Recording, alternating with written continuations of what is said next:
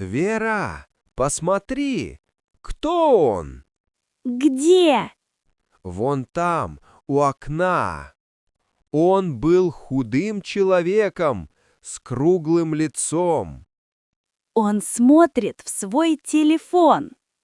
а я смотрю в его телефон. Ха-ха-ха! Антон, нельзя так. Почему?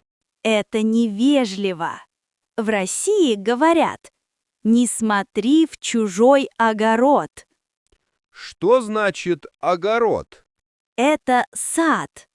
Это пословица. Значит, не лезь не в свое дело. Хорошо. Я смотрю в свой телефон. Молодец. Теперь ты настоящий русский.